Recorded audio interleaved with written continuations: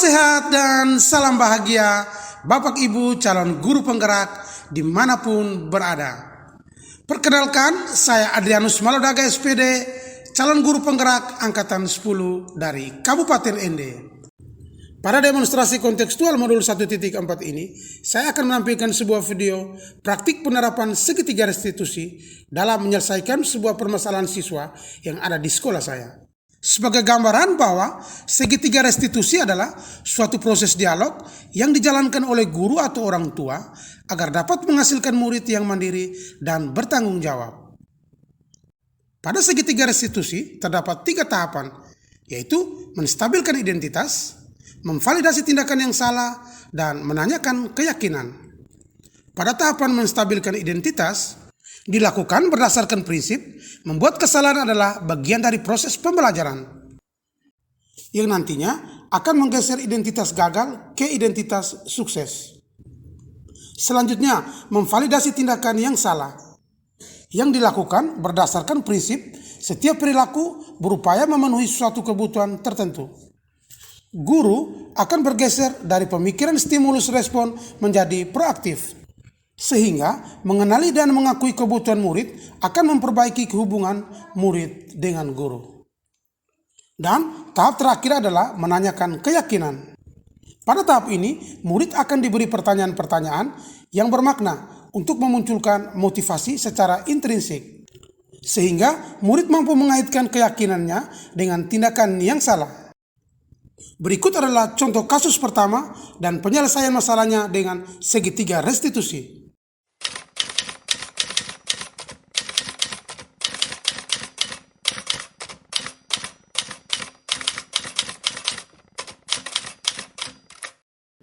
Siapa?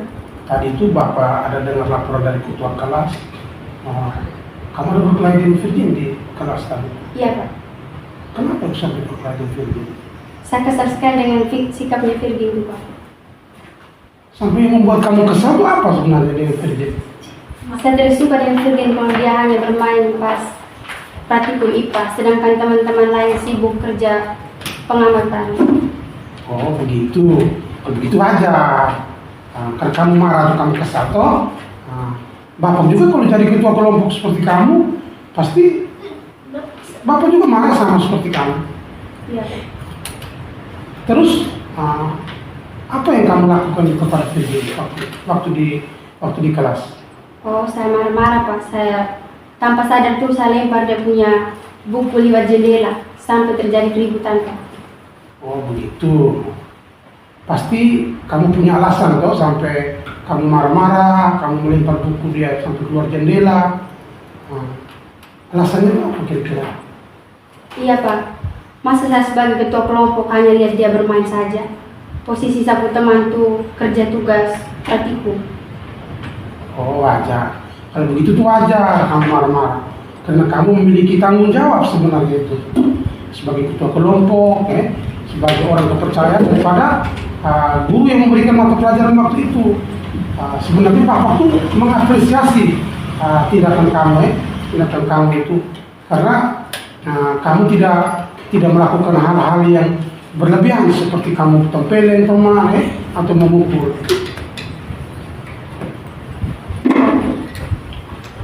Terus Pak tanya sedikit, menurut kamu keyakinan kelas apa yang di sudah langgar? Saling menghormati antar teman. Betul toh, saling menghormati antar teman. Menurut kamu menghormati antar teman itu penting tidak menurut Destri? Penting, Pak. Itu penting toh. Menurut kamu itu memang penting. Kemudian baiklah sekarang itu kalau menurut kamu itu penting, jadi keyakinan kelas seperti apa yang sudah kamu langgar?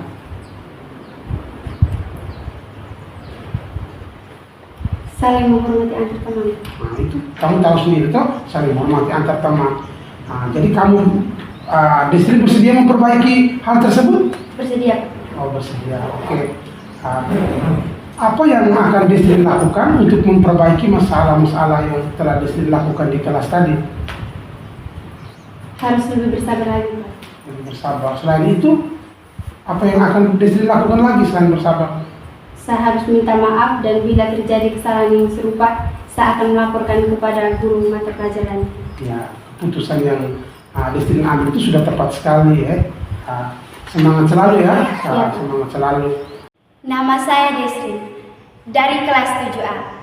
Saya sangat senang karena diajak berdiskusi dengan Bapak Guru untuk dapat mengendalikan diri dari amarah karena berperilaku teman sekelas saya. Saya harus banyak bersabar dan menghargai serta menghormati teman-teman. Dan berikut ini adalah kasus kedua, penyelesaian masalah dengan menggunakan segitiga restitusi.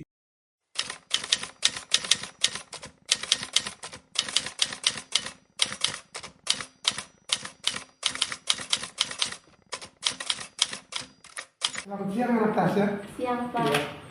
Siang ini Pak Guru ada panggil anak Tasya itu karena Pak Guru mendengar laporan dari beberapa guru mata pelajaran itu bahwa anak Tasya itu jarang sekali mengerjakan tugas yang diberikan. Iya Pak. Menurut ingatan Tasya itu sudah berapa banyak tugas yang guru-guru berikan itu yang belum Tasya kerjakan? Banyak Pak. Menurut Tasya itu tidak mengerjakan tugas yang diberikan itu menjadi suatu kesalahan bukan? Kesalahan Pak. Ya, kesalahan toh. Ya, jadi kesalahan itu yang dilakukan oleh anak Tasya itu biasa sebenarnya. Tapi harus belajar dari kesalahan yang kamu lakukan itu untuk dapat memperbaiki diri ya. Untuk dapat memperbaiki. Setuju tidak kira-kira yang Pak tawarkan seperti itu? Iya Pak, saya setuju. Ya. Baiklah, sekarang kita akan mencari solusi ya, mencari jalan keluar agar seluruh pekerjaan yang diberikan guru itu dapat dikerjakan lagi oleh anak Tasya ya. Iya.